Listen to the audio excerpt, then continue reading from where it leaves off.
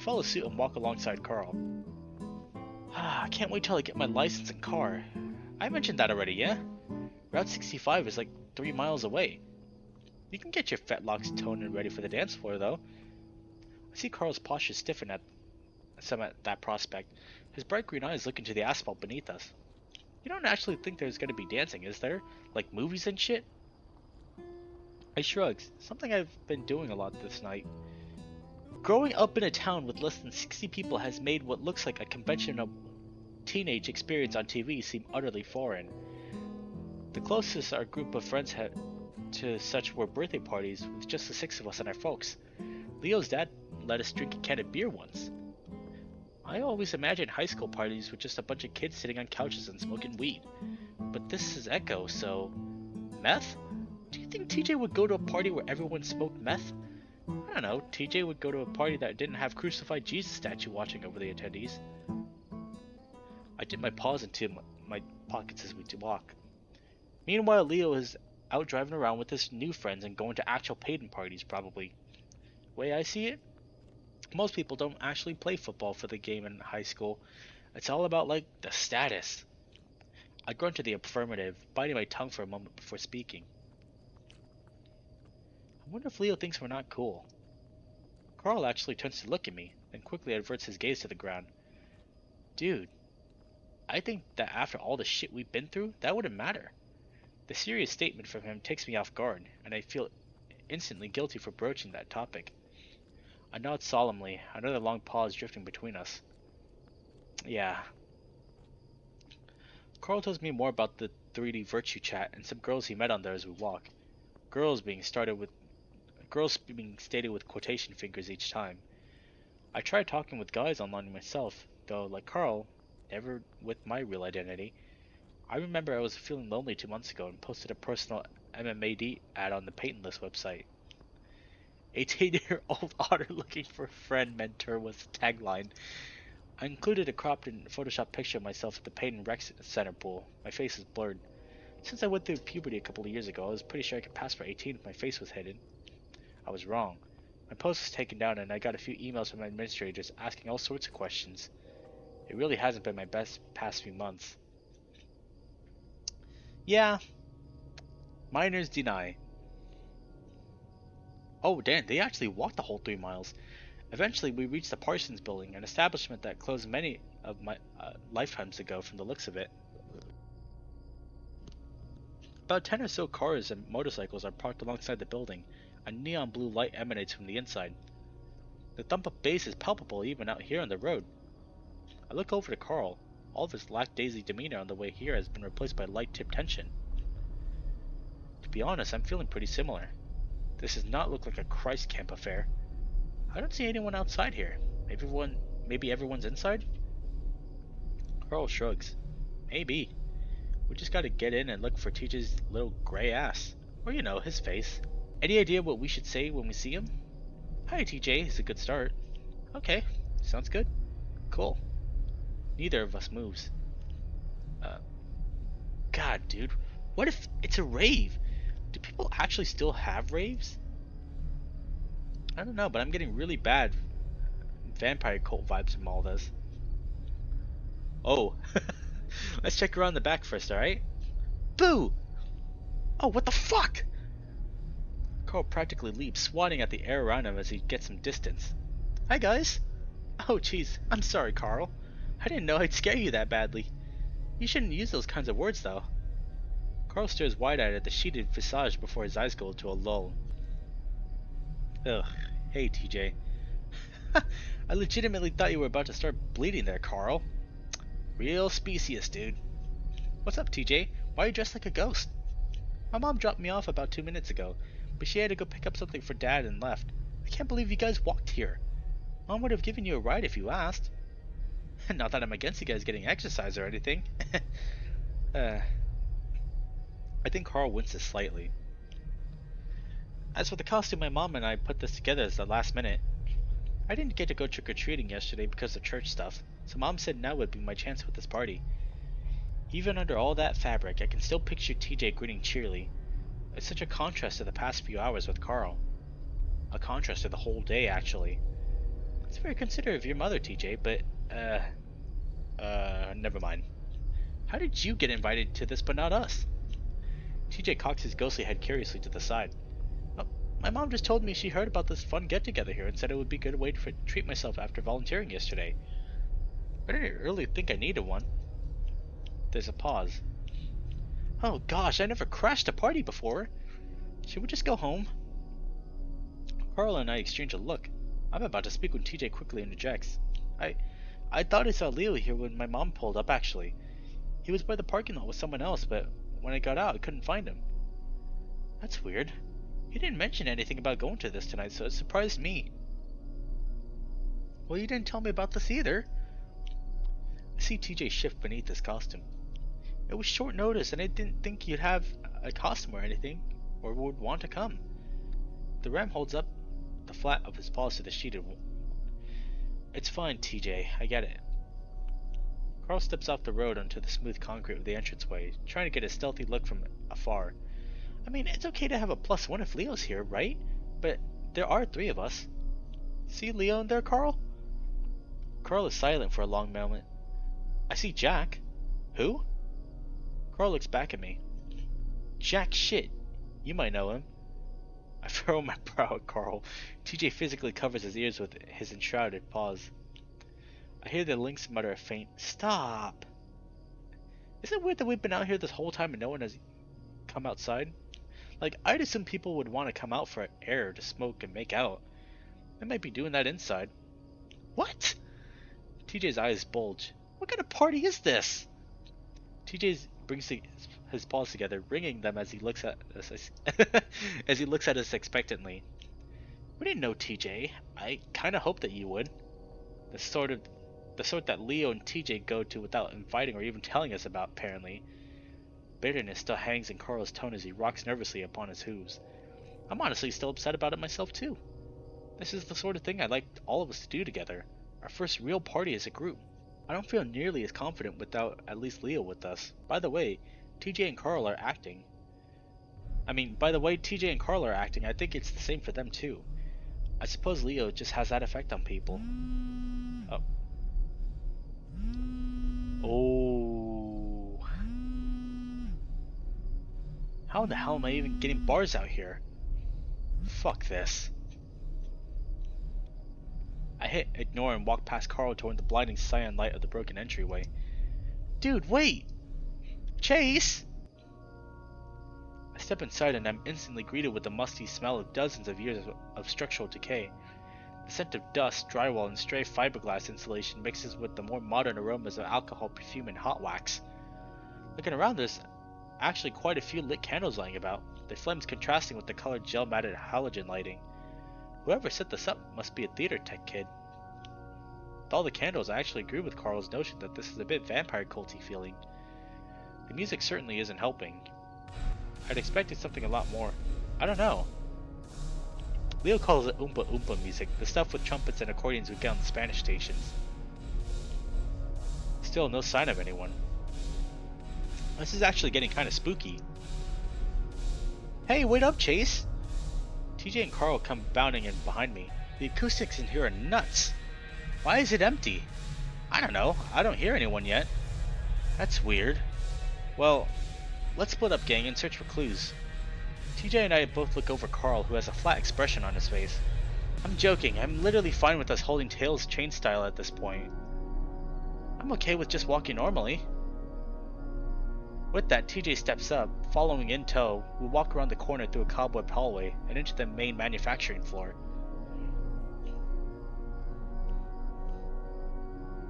Was this supposed to be the smoke room? I think this is a different place, no? Here we finally see some people. This is certainly no rave. I count only about 15 or so people at the far end of the room, and a few more in the rooms behind them. Most seem to be surrounding a metal keg, though a group of about 6 girls look to be gathered around what looks like a yearbook. I only recognize 1 or 2 of them, and even then only vaguely. I think I see Heather over there by the barrel thing. TJ points a sheeted paw toward the feline girl by the keg. Heather has a blue solo cup in her hand and is laughing at one of the guys around her. Heather is one of the girls who rides our bus. She lives out in the outskirts of Echo. She's not really a part of our group. I just know her dad is responsible for maintaining the reservoir dam. I have a feeling what's in the keg isn't fruit punch, and I feel pretty boggled at how TJ's mom was the one to send him here. Meanwhile, looking at Carl, I see pretty much all of his snark has dissipated once again. He stands at the doorway of the hall. The people in front start to notice us, nudging their friends and pointing. Some snicker, though most just look confused. Especially at TJ in his ghost costume. Feeling eyes upon him, the lynx lifts up his sheeted arms. Woo! He approaches the grouping in character. Happy Day of the Dead! I don't think he knows what that even is. The confused expressions seem to amplify. As TJ nears, it looks like he's attempting to hug Heather. Man, TJ is so precious. You know, he is too innocent for this world. Oh yeah, they did take us here in Jenna's route. I almost forgot.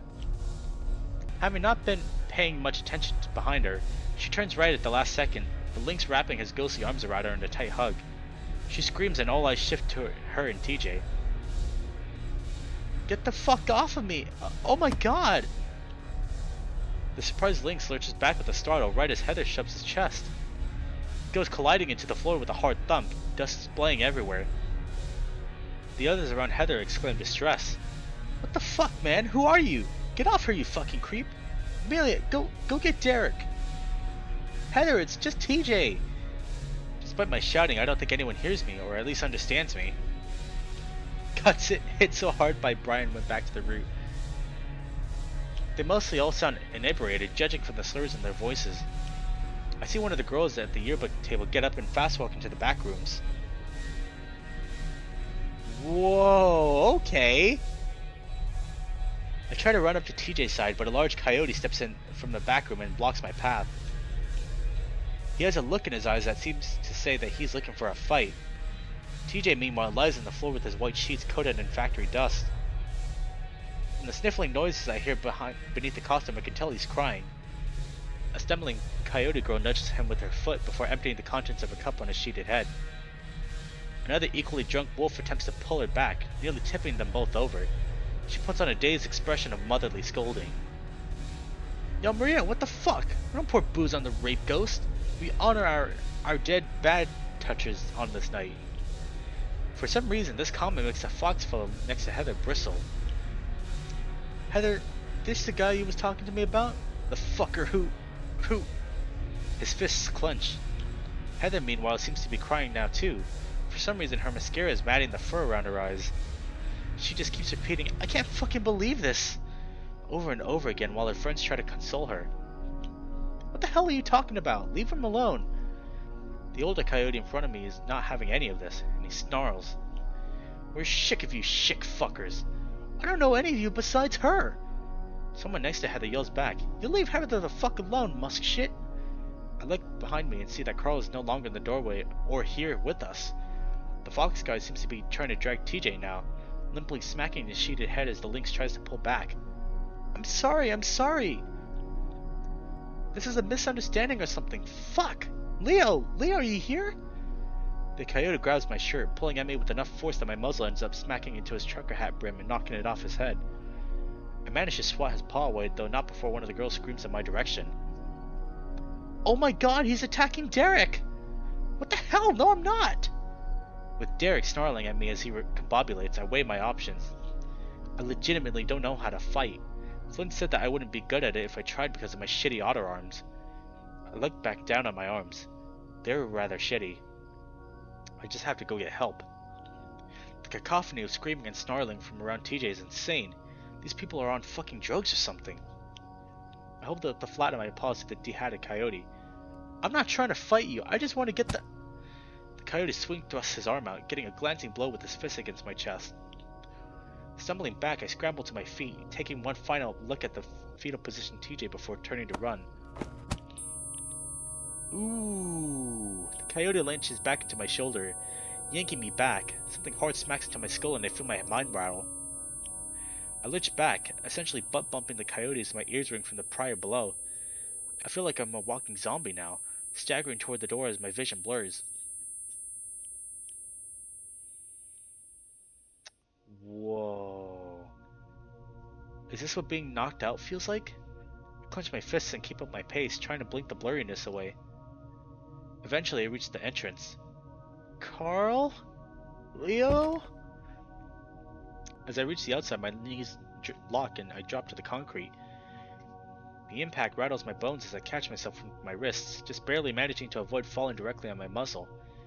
I take a deep breath. I'm still conscious, at least half conscious, and continue crawling, trying to ignore the throbbing pain. Carl! Shouting on my voice sounds foreign to me. Shrill, childlike, pathetic, and increasingly hoarse. Leo! My voice shouldn't be this croaky. I barely talk today. I'm in the middle of the road now. Where's Carl? I should get out of here before a car comes. I pull myself along the asphalt, feeling my skin scrape beneath my fur. I want to stand, but I'll probably just fall again. And so I keep crawling, rolling into what seems like some sort of detention basin. I stare up at the sky, fighting the sudden fatigue and gritting my teeth through the pain. At first I think it's blood that goes into my eyes, but upon rubbing them I realize that isn't the case. The sky is different, like someone slapped one of those colored gel matte filters all over it. What the hell? I rub my eyes again, attempting to focus. I can't stay here. TJ's in deep shit. Those idiots, those assholes. Sucking in a sharp breath through my teeth, I rise to a stand, praying my knees don't lock up again.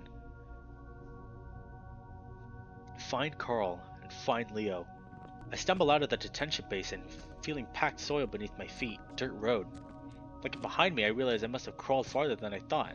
Parsons look over a mile away. That can't be right. I see a van ahead. It looks rusted and old, but there's a light on the inside. I step stiff-leggedly down the road a ways, reaching the bend to where the vehicle sits. Ah, that's a familiar look. The same redness that the sky is tinted with pulsates from the interior. I try to speak, but no words come from my throat. It's like a dream. I want to do the rational thing and announce myself, but I can't. And there's the hum. You hear that? I move closer, peering into the dusty back window. Inside the window is another window, and in that window is a little red dot in the corner, flashing on and off. In the window within a window, there's a writhing, flashes of fur contorted and undulating in constant, restless motion. Something's trying to hold it in place. I hear a clap and a cry. The clapping continues, louder now, rhythmic yet a singular applause. This is what you want, says the voice that cried. I stare, slowly finding the will to speak. No, I need to help my friends. Do you know where they are? The voice shifts some, more urgent. We heard gunfire coming from the town. It's real bad. Gunfire? I didn't hear anything. Please, help me find my friends. We can't find them all now. We need to go. They're lost. No, they're not. I'll keep looking. I'll keep looking myself. You're just going in circles. That's the line. You're just going in circles.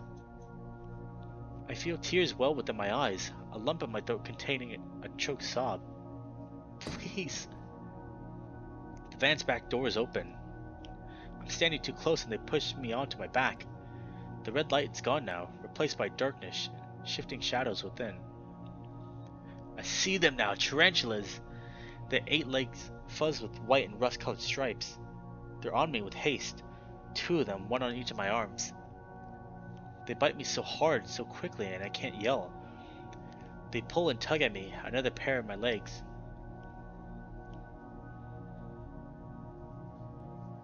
I pulled up into the van, my body stretched up into a squishy something that begins to sink against my arms and legs. There's no more light, and I stare paralyzed at what I think is the ceiling of the van in the pitch blackness. It feels like restraints are binding me in place. I try to adjust my eyes to the darkness, but everything is blurry and unclear. My head throbs like a heartbeat, the pangs of pain unrelenting. My fur bristles. Where did all the spiders go? Breathing becomes more difficult, as if the oxygen in the van is running out. I feel the veins in my neck bulge as I try to gasp for large breaths, but my body's not my own. Lights pop as the ringing in my ears intensifies. Something's above me and I can sense it. There's a garbled muttering coming from forth it, as if spoken through a poorly tuned AM radio. It It sounds like me. Never have I ever killed someone. Ah. What the fuck is that? What the fuck is...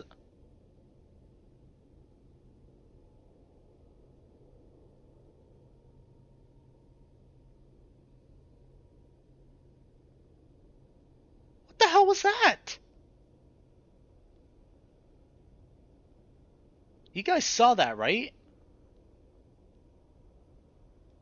Like... Oh my god, dude. I forgot how fucking creepy this shit could be.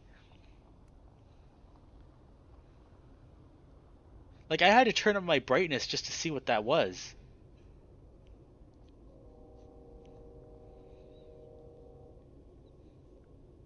That was a question in TJ's route. 20 questions with Carl. What?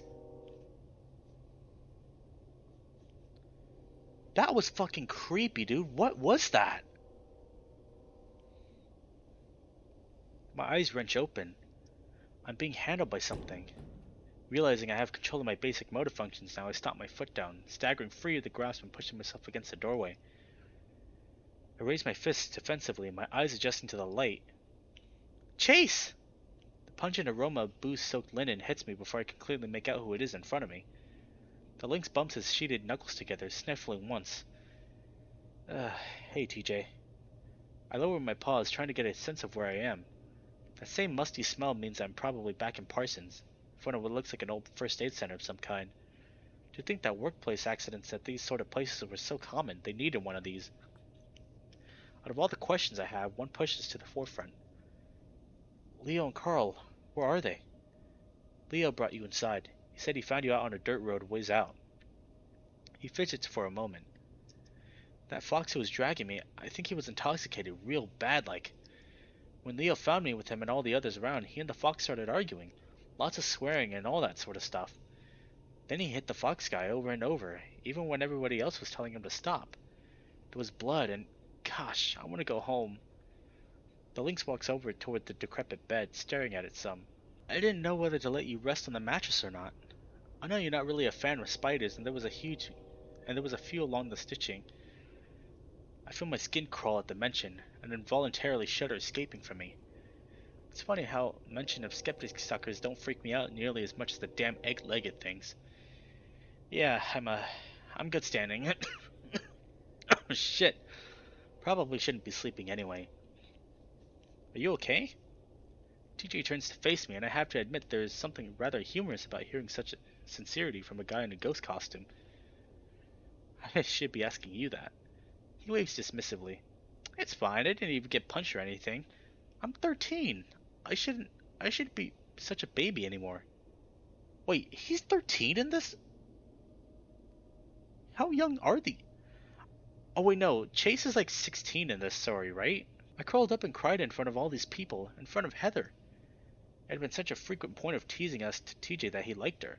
Seemed like a really rough sort, but for some reason they got along. Damn. Okay then. From what TJ told me, they used to be in the school sports management club, but Heather had some family issues and had to drop out. If I would have stood up for myself, or just stood up in general, Leah wouldn't have had to hurt Heather's friend. Look, TJ, he was a jerk, a drunk jerk. Out of all the things to beat yourself up over, that's not one. Even with the sheet, I can see TJ's eyes and he doesn't seem convinced. Where's Leo, by the way? Micah's 13, Leo's 17, Flynn is 8. Damn, so Flynn has always been the oldest out of the bunch then. Huh. He blinks. I think he said he had to go take care of something real quick. He told me he'd be back though. TJ pauses, then straightens up with the realization. He reaches beneath his costume and withdraws what looks like a mango. I stare at it for a good 6 seconds. Okay, what's the relevance of this mango? For eating! This guy Robert brought a whole bowl filled with fruit. I got it for you. It might help make you feel better. We're at a Day of the Dead party. Doesn't anyone have like nachos or carne asada? Something like that? The lynx shrinks back into himself some, rolling the mango in his paws. No, I'm sorry. They only have fruit. I find myself gazing blankly at TJ and the mango. He steps up after a moment. Oh, shit. He steps up after a moment, placing the large fruit into my paws. I stand there, my head still hurting up a storm, holding a mango that a ghost has given me in an abandoned factory. A Day of the Dead mango, no less. Thanks, TJ. You're welcome, Chase. I feel responsible for having invited you to this when you were already feeling bad and making things worse. I just want to make it right, you know? Now, he takes a little step back, seeming to realize he's in my personal space. What did you want to talk to me about? Okay, so depending on who you go with. Yeah, okay, so there are different routes to this then. Huh. We'll have to play through this again sometime then, if that's the case. Because it still stays true to the original Echo, where like there was like 5 different routes that you could take. I rest my head in my paw, the other still brandishing the mango. I'm trying to figure out how to phrase this to someone like TJ. Jesus, here I go. So you know how when you go through puberty, you start liking girls and stuff, right? There's a moment of hesitation from the sheeted figure, but I see a fabric shuffle and a manner indicative of a nod. When I went through puberty, I mainly started to see boys in the same way that people say a guy like me should see girls. The cat stares at me, and I see the expression of his concern, and his eyes shift to surprise. Like, being gay? Yeah, that. You got it. I can't help but shift nervously, unsure of what to do with my hands or the mango. He does a little huff. I know what that is, Chase. I'm not that naive after growing up with you guys. It's really bothering me that I can't read his expression right now. You're with TJ every time? Huh, okay then. So do you like any boys in particular? I looked at TJ speechless. After the initial surprise, he seems completely unfazed. I mean, you guys talk about each other's, parts a lot. I didn't know if that was part of it, but I guess it might have been. I can practically feel the burning of TJ's cheeks from here. I quickly throw up my hands. Whoa, no, that's just guy talk.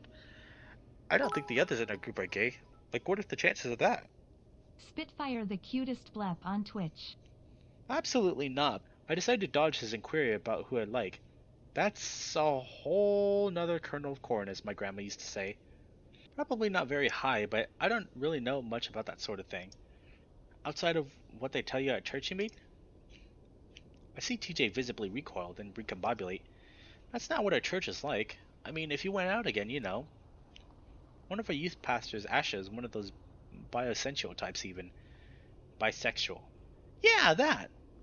She doesn't talk about it much. She's just, normal. And you're normal, so that's good. I find myself smirking a bit. The way he's describing this to be reassuring is his usual TJ-ish way of actually kind of cute. Only God can really judge us for this sort of stuff, I think. People judging can just be like an excuse to be mean. I could start reciting verses to you about it, but I doubt you'd like to hear that. I'm alright. I pause. Well, actually, no, I'm not. TJ tilts his head. For some reason, his blue eyes flick toward the mango in my grasp. I guess the problem is that my parents found out about me liking this in a really bad way that made a bad first impression, you know? What happened? Again, I keep my tongue still, trying to go over in my head how to best put this. Wish I had practiced with this moment a little more. I don't know if you should hear about this sort of stuff, TJ. He steps forward closer. We're about a foot and a half apart now. I'm not a baby. I want to help, please. It's the least I could do. I stare a little wide-eyed up at him, and he covers his face with his sheeted arms. I'm sorry, Chase. I can hear the quivering in his voice. There's a strange amount of intensity from the links. I decided to just be blunt. I got caught watching gay pornography on the computer this morning. That's how my parents found out. What? That certainly shocked him. He sniffs, seemingly resisting the urge to wipe his nose against his costume. I don't... We're interrupted by the approaching sound of heavy footfalls. TJ blanches, physically covering his muzzle with his paws. Hey, there's Leo! Looking good as always. Chase! The familiar russet-colored wolf emerges from around the corner, his red eyes flicking me from me to TJ and finally to the mango in my lap. Puta madre, Otter. TJ looks at me worriedly, straightening himself up. Teach, your mom's here. You better get to her before she comes in. Oh, okay. Thanks, Leo. Are you gonna be okay? Yes, he is handsome. Leo is mine, okay? Listen, anybody that says Leo is for them, they are incorrect. Leo is mine. No, he's mine. Leo is mine. Nobody touches Leo but me. I'll fight you? You're gonna get bitten, Inari. He's mine, okay? He nods, stepping over and patting the lynx's shoulder. I look down and notice that his knuckle fur is matted with dried blood. Don't worry about me. It's two you little adventurous scamps that need to take care. He gives a little nod in my direction, and I make it what I think is a smile. But judging by the wolf's concerned look, it doesn't come out right. Quickly, TJ hustles his way outward, nearly running into a boar fella passing by. I could hear him apologizing profusely and I can't pronounce that. Profusely, I'm hoping I'm saying that right, at the boar, saying something about Casper needing to chill the fuck out. Meanwhile, Leo is gawking at me. His eyes are intense, searching. I swallow, clearing my throat. The hoarseness is gone, but the pain everywhere else sure isn't. Bite me hard. Inari, you're going to horny jail. Hey, Leo? He folds his arms across his chest, leaning against the windowed wall beside me. There's a brief silence, and I feel his gaze upon me. How did this happen? Why were you two here? Leo's accent is thick now as he tries to speak faster than he can process the words in his head. Part of the question has me concerned, though. Just you two? Where's Carl? He was with me before that dick with the trucker hat hit me. See Leo's jowls rear back in a silent snarl. He looks down the hallway. He starts to shout at someone named Amelia, though I quickly realize he's speaking Spanish. A feminine voice down the hall retorts, also in Spanish. Leo looks back ahead and grunts, closing his eyes for a moment. Then rather suddenly they reopen, the big wolf turning to me. Wait, you said Carl was here? I nod, then regret it because my head feels like a mashed apple. I haven't seen him since lunch. Leo doesn't actually look surprised at the reveal, though visible guilt hangs heavy upon his usually confident face. He doesn't immediately respond, instead staring at my battered self in silence. My phone vibrates, though when I check my pockets it isn't there. There's a palpable sheepish moment where my ears flick towards the source. Leo. The wolf blinks, then awkwardly hands me my phone from his own pocket. We had to call TJ's mom. You're the only one with the phone that can get signal pretty much anywhere, so I tried yours. I sigh, pulling out my phone. I'm sorry, I just got signal. Please be okay, dude. I'm fine now. TJ's getting picked up. I'm here with Leo. I hear the sound of someone fiddling with the stereo and an auxiliary cord on the factory floor. Some arguing about music choices ensues. It seems that people are still around for the party after all. So, what do you all remember, out of curiosity? I don't have amnesia, so relax, or whatever your name is. Hey, I felt the back of your head, Puchicha. You had a welt the size of a goose egg. I reach up and run my fingers over my scalp. The bump is rather prominent. Alright, well... I regal him with the events of the night up to TJ's bullying. Those towny shits were saying you two were pushes trying to harass Heather for some debts. Fucking what? Yeah, I don't know, Otter. Fuck. I kept calling for you. He looks surprised and scowls at the concrete floor beneath his feet. I should have been there to protect all of you. It seems like someone won the battle for the aux cord in the other room as the music starts up again. Yep, still vampire culty.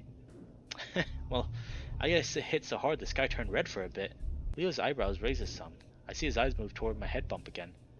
I remember stumbling around outside looking for you and Carl. I felt like I was walking for ages. The last thing I remember was a van. I see Leo shift, his shoulders raising up as high as they can go. That thing he does when he's tense. He looks at me expectant. You see anything else? My brow furrows as I try to recall exactly what transpired. I remember it felt so much different than it does now in hindsight. I think I must have passed out then. Everything else is too hazy to recall. Recall without sounding insane is more like it. Leo's shoulders lower. He seems to be in thought now. I found you outside on the road. I thought you had been hit by a car or something. When I got to TJ, he wouldn't stop crying and he smelled like booze. Not that I'm trying to sound like your mom's, but you had me crazy worrying. He rubs at his raw knuckles. I got into it with that Fox guy after that. It'd been a weird night. Why are you even here, man? He's taken visibly off guard by that question. I'm sorry. I really cannot do English tonight. I thought that said equation. That's how you know that college life really does fuck you up. He's taken visibly off guard by that question. The people here are freaking nuts. He sighs, then slowly lowers himself to a sitting position against the wall on the floor. He motions for me to do the exact same thing next to him, and I do, dusting away any leftover broken glass first though. A few people from the football team were going. Also, this one person invited me and I wasn't going to tell them no. I'm about to ask who that was, but I'm interrupted fairly quickly. I was around the corner a few minutes ago. I overheard a little talk with Teach. I feel a cold tingle creep from my spine to my fingertips at those words. I should be feeling angry at this complete invasion of my privacy, but I don't. I just feel paralyzed. I've known Leo since he didn't speak a lick of English, playing video games with me and Jasmine after school. He'd just imitate what we said was with a big dumb smirk on his muzzle, as if he was saying something profound. I remember he got really hooked on the phrase double jump, that sucker. I've been yelling at Jazz for like 3 hours when we were trying to beat this platformer game I forgot the name of. From then on, every time one of us was feeling down or facing some challenge, he'd tell us to double jump that sucker with that same smirk. I look over to Leo now, trying to gauge his feelings, but his expression is discernible. Fucking TJ? You dropped this shit about you on him of all people? You know you can talk to me. I wouldn't have even gone to this thing. He gestures to our surroundings. 2 girls I haven't seen before walk by us in the hall without even a passing glance. I look down, staring at my paws. I went from having the chills to feeling like my face is on fire. I shift some upon the concrete floor. I try waiting for the girls nearby to be completely out of earshot, but they stop in the hall and start to show each other something on their phones. Leo follows my gaze, letting out a quiet huff. Come with me. He rises up to his feet, pulling me up by my wrist. Not having much choice as I'm tugged like a rag doll, I comply, my mango falling to the wayside. Oh no, but the mango! Tasty mango! Winding our way down through the remnants of the party goers, I fail to recognize anyone. 1 or 2 say hi to Leo as we pass, though most outright ignore me. I'm increasingly self-aware of how plain I look in contrast to the ripped plaid donning pierced face and spiked hair crowd. The t-shirt and cargo shorts must not really be in at the moment. We stop finally in the front of one of the dark back exits. There doesn't seem to be food, booze, or drugs in this part of the factory, so we're alone. Once again, Leo turns his expectant gaze upon me, his brow knit. However, by now, my nerves have evened out slightly, and I decide to counter the earlier question. Why do you care so much that I told TJ and not you? You didn't tell me about all this. So you're queer now, eh? I get that. Just... Fuck, are you trying to put the moves on TJ now or something? What the hell? I'm not trying to court him. I just needed somebody to talk to, okay? What about Flynn? Aren't you and him a, thing? I stare at Leo wide-eyed and gobsmacked. Where are you getting that idea from? He's not gay. He is. What? He screws boys. Lots of them. I thought you knew. I don't speak to Flynn as much as we did when we were younger. Especially since what happened at the lake. He usually goes off and does his own thing as of late. Extra moody like. Leo would tease that he's going through an emo phase. Meanwhile, Carl says he's just Asperger's and French fries. I guess I haven't really talked with him personally enough to see past that. Have you? Have I what? Screwed boys? My eyes bulge in such a sharp reaction that even Leo holds up the flats of his paws defensively. Hey, shit, alright. You really are new to this, huh? You could say that, yeah. My parents didn't know about it until this morning. Or, I guess last morning now. I heard. That's real rough, yeah? I cross my arms over to my chest, letting my chin fold down as I stare at the dusty concrete floor. I'm gonna try to see if TJ's still out front and get a ride home with them. I'll leave you be with your friends. I turn, beginning to move when I hear a growl from behind me. Ah, puchicha! He grabs my shoulder, spinning me around to face him again. Why do you have to be like this, huh? I didn't choose to be like this, Ay, your adorable daftness. Do you know how happy I was when I overheard you just now? It was like a fucking fantasy, you know? Then I started wondering why you didn't tell me, and then I got all mad and now I've ruined this. You went to innocent ass TJ of all people, and you didn't even know about the similar situation with Flynn or me. It takes me a second to process being called adorable, a fantasy, and the reveal from Leo himself. I blink up at him, and he blinks back at me. The wolf bites his tongue for a moment, trying to think before speaking. I wish I could go back in time and redo this. I'll kick the huevos in front of that scud who hurt you. I'll protect you from here on out, and I won't hide things from you. You're the fucking gold nugget in this turd mine, yeah? I wouldn't be any different than these sloshed up bastards if I had been for you guys. I think back to when we were little, yeah? I don't remember any of what you all were saying, but I remember being happy because of you and Jazz. You know, as you grew and shit, I started seeing you different like. You made me happy when I was around you before, but now it's like, I don't know, Otter, can't describe it well. Just a whole new type of happy. Like, you know I fucking love you, but I love you, you know? So, final point, you don't need to bother naive Teach with this sort of thing. You got me to talk to. My face starts to tingle, my heart thudding so loud in my chest, I'm sure Leo can hear it. I inhale shakily. This can't be happening, I must still be dreaming. I cut off as I spy an awkward young shadow leering in the doorway. See something bulky in his paws. Leo notes my shift of attention, turning about face to the figure. I see his muscles tense beneath his shirt. Chase, don't leave. I'll be back in just a second. Yeah, sure. Anything. I bump my knuckles together, watching the large wolf move to the doorway. I see him grab the shadowy fellow by the shoulder, trying to shift him away a little. The unknown guy thrusts what looks like a camera bag and tripod toward Leo. Leo shoves it right back. I see the wolf lean in close, his grip tightening on the other. He mutters something. The shadow whinges, his head's turning, and I think he's looking right at me. Starting to feel rather awkward, I approach the two. As I do, however, the figure departs back towards the main factory floor. I'm never hanging out with anybody but those in our group from here on out. I swear, man. He curses something in Spanish under his breath. I used equipment like that before when I had to do a video story for the school news. The AV club rents them out to the students for school projects. Are you, working on a school project? Oh, it is Micah! I see Leo's muzzle pull into a tight-lipped hold. He steps forward, taking hold of my shoulders. No, for the love of God, Chase, please don't ask me about it again. As he mean, it seems more akin to begging than annoyance. Flickers of fear in his eyes.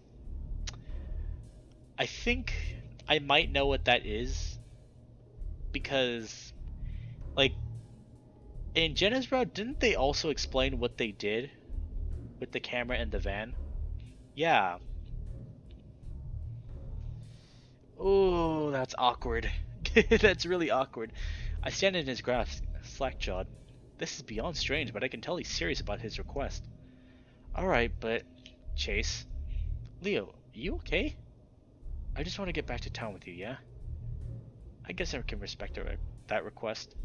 I'm assuming TJ's already been picked up by now. I feel completely awkward having left our talk where we did.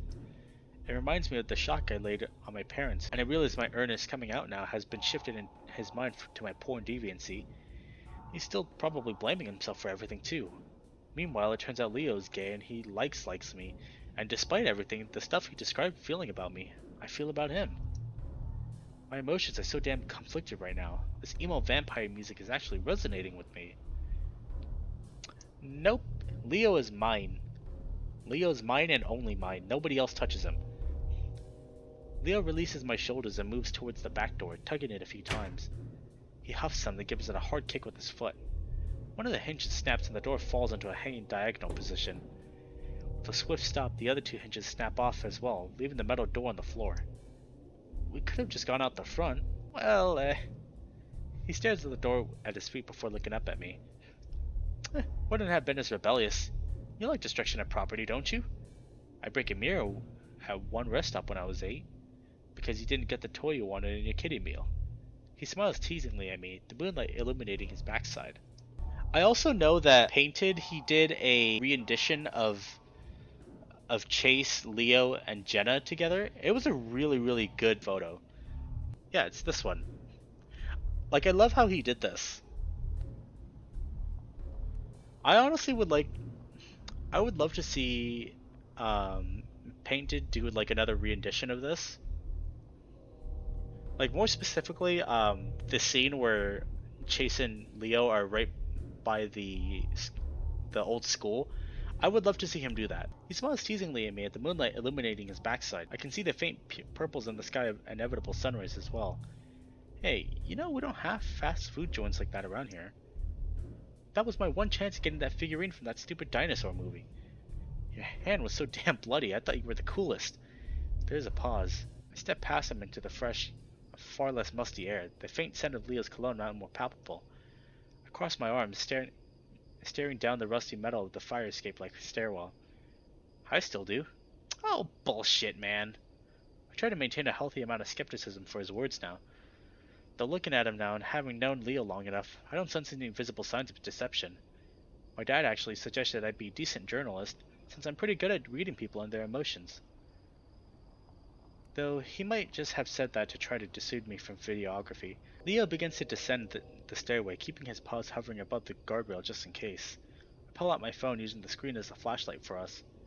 I'm serious, you act so damn level-headed all the time. Everyone else in our group, not to be insulting them or nothing because they're family, but they can be pretty out there, yeah? You're always so calm and balanced, though. You mean generic and boring, man? Yeah, like you're always hanging around in the background, almost invisible-like, and then you see some snarking shit and everybody loses it. You're observant, yeah? Like Flynn, but less of an insulting shit about it. My parents, my siblings, they love you, dude. Mom's always asking me when Chase is gonna come around again. We reach the end of the stairway, the insides of my ears probably ruby red at this point. The back of Parsons is mainly composed of old piles of dirt and some foundation, like they were planning on expanding before they shut downtown. I'm not gonna corrupt TJ or fuck Flynn. You can ease up on the compliments. I turn and smirk at Leo, a little in disbelief that those words just left my mouth. We start walking. Good. I have no clue what you're into, actually. Honestly? Leo looks at me with a little warily, that same guilty expression crossing his muzzle once again. And, you know, muscles, I guess. I see Leo's eyes light up, his mouth pulling into a fangy grin. It actually is a pretty frightening visage in the middle of the night, where anyone but Leo. Predators, man. You should come to more of my games if you want to see those. The internet exists too. Yeah, and how'd that work out for you earlier? I feel that pang of remembrance and the ensuing feelings of shame all over again. This whole night did exactly what I wanted after all, distracted me from my problem. I feel Leo's eyes on me, his face is softening. He places his paw on my back. You missed a lot this season, you weren't even at homecoming. The tickets were like $30. I was saving up for that multiplayer-driven sim game with Carl. We eventually played it for like 3 hours and never touched it again. We won only by a few points and I got 2 touchdowns. If you were there, I would have pointed to the stands where you were and everything. Embarrassed the shit out of you, eh? I wouldn't be embarrassed. I'd be, well, I am proud of you. In the past, I had vocally lamented Leo's ascension to jockhood, especially his douchebag townie teammates. Bah! Now it's Leo's turn to be dubious. He clicks his tongue against the roof of his mouth, shaking his head. You and Carl just think I'm a different person now that I play varsity. Carl and I would poke fun at him about it, and I think our jokes genuinely upset him. I never really properly apologized about all that. In reality, I just didn't like the fact he spent most of his after-school time at practice. I miss him. You're not. You've always been the block-headed ball slinger. That hasn't changed. Leo lets out a deep chortle. You gonna join the cheerleading squad now for me, Otter? Pfft, I ain't flexible enough for that. You think I could do a high kick? No, but I'd pay $1 to see you try. Coming to a stop, I look down at my stubby legs. $1 is $1. That's a fourth of what I need to get a burger at the diner. You're not gonna film this too? The wolf's shoulders tense, his gaze snapping to me. Chase, you said I wouldn't ask about it. Doesn't mean I can't tease you about it. He huffs, but I can tell that sort of cheered him up in a way. Just don't mention it around the group, okay? I make a circle with my fingers in a gesture of acknowledgement. I make sure there's no errant shrubbery around me before directing my muscle to lift my right leg as high up as it will go. It turns out that it is barely a 60-degree angle from its stationary position. I hear the wolf snigger. Oh, come on. I'm just a sack of furry stone and even I can kick higher than that. We're 2 different species. Give me a break. Work for that $1, Chase. Defy species norms and negative stereotypes, as Jasmine says. There's plenty of physical limitations on here that no third-period social sciences class can overcome. I don't think An otter being paid to perform for a wolf's amusement is exactly a progressive act. I believe in you. He says that as if, I don't know how to pronounce that. Sasharn? I'm hoping I'm saying that right. And schmaltzy as possible, elicting an eye roll from yours truly. I lift my leg, this time bracing my hands underneath my thigh and pushing up. I managed to get the thigh itself much higher, though I'm having trouble fully extending out the knee. Leo notices and steps over, taking my calf and holding the small on my back supportively so I don't flip over. So I don't tip over. My muscles are starting to burn something fierce, and the position is pretty damn compromising. I frown as hard as I can at Leo, who bursts out into laughter. Okay, now I wish I was filming this otter. Dude!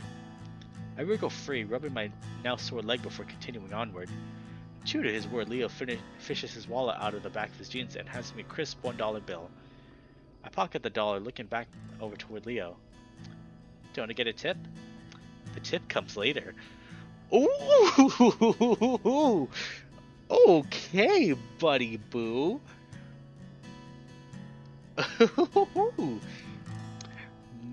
You see, this is why I say Leo is for me. Jesus Christ.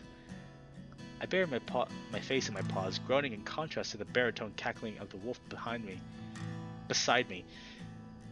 Jokes like that have a whole new meaning after tonight.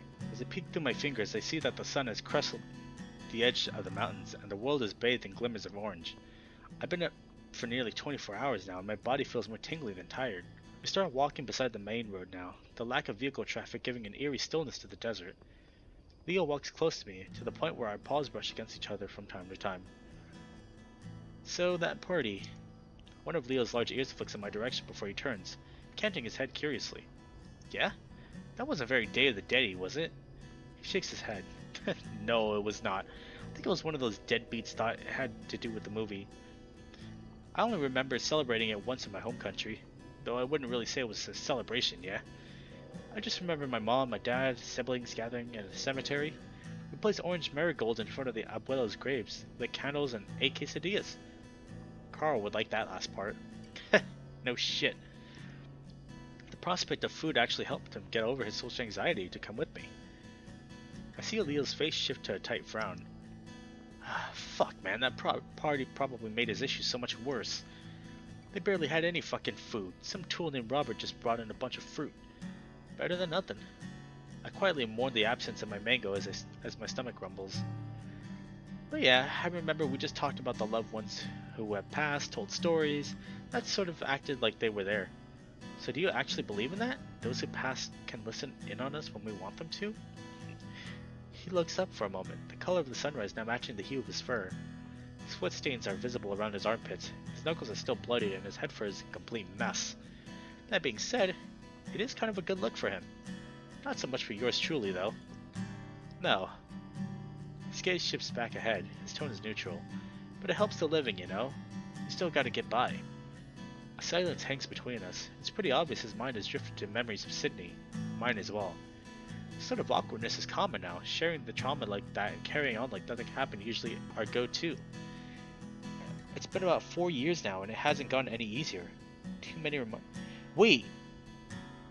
So they killed him 4 years ago? Wait, so then... So Chase was like either 12 or 11 when he killed Sydney. Holy shit! What a damn, like... Wow. We're all fucked up from it. Leo's overprotectiveness, Carl's anxiety, Jasmine's escapism, Flint's rage, my hallucinations, and TJ. God, poor TJ. Maybe next year we could try. Chase? Leo looks at me, his eyes meeting my own before drifting to my paw. Slowly he reaches over, grasping mine in his. I just want to move on, to cherish what I got, yeah? I hear the word forget upon the tip of his tongue, but he can't bring himself to say it aloud. Instead, he squeezes my paw tighter, and I squeeze back.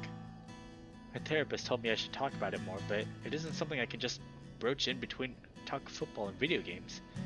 Sure as shit way to kill any good feelings in the area, that's for sure. Like right now? Otter? Oh my god, he's proposing to him! He brings our paws up in front of us, forcing me to look at our own interlaced fingers. Seeing the size difference, the red fur gripping up my own is enough to make my neck feel hot and my heart thud heavy. Yeah, he was around the same age, huh? That's actually kind of sad. These guys had one fucked up childhood. Look at what we're doing right now. We can shoot the sad shit about how tragic everything in Echo is, or we can go against the grain and be happy. I say, let's be fucking happy. Leo smiles down at me, letting our paws fall back to our sides. Despite his motivational wording, I can tell from the gleam in his eyes that he's nervous, his usual confident bravado shaken in its new territory. I don't blame him. They say the sort of thing is supposed to give you a butterflies in your stomach feeling. Yet as we walk along the abandoned Route 65, I feel less like I have butterflies and more like I'm about to jump out of a fucking plane. It isn't that simple, Leo. Well, fuck it. Let's pretend it is for a while and see how that goes. What exactly are you asking for? He rubs his forehead, his fang teeth briefly gritted. I don't know how to explain it. Just cheer up? That wasn't exactly eloquently put, but even by Leo standards. I haven't eaten anything since lunch, swam or slept in 24 hours. I've just been beaten in the head, was unable to save TJ from getting bullied to hell, and my parents caught me looking at gay porn, and now will never look at me the same way again. I still have that to deal with. I'm not exactly in the best of mental states at the moment, though this, I gesticulate to the two of us with a swirl in my free hand, is, helping. Freaking me out, for sure, but I'm glad you're here. We'll make all that right. I feel my phone vibrate against my thigh, my heart's sinking. I realize quickly, though, it's just a text message and not another call from my parents. Mom and Dad haven't sent a text message in their lives, as far as I know, seeing they prefer talk to short messages can lead to confusion. I do agree with them on that second bit. There's only one lawgiver and judge, but the one who is able to save and destroy. But you, who are you to judge your neighbor? Who is it? James 4:12. I see Leo sort of crane his neck toward my phone, though he quickly recoils as I glance over at him. Sorry. Sigh, and it's from TJ. He's being religiously helpful. I manage a goofy smile, holding up the screen to Leo. He squints down at it for a moment, then exudes a low smirk, covering his forehead with his paw. Ay madre, why can't they all be like TJ? But who are we to judge? Put on a bit of a voice for that line. Leo groans, nudging me roughly. If it wasn't for him, I wouldn't have gone to the party and learned about you or Flynn being like me. You think this is one of those fate things? I shrug. I bet Jasmine will be squealing when she hears about all this shit. It's just like one of her comics. The mangas. I don't actually know if she reads yaoi stuff or not. That's that anime porn with the twinkly triangle types, right?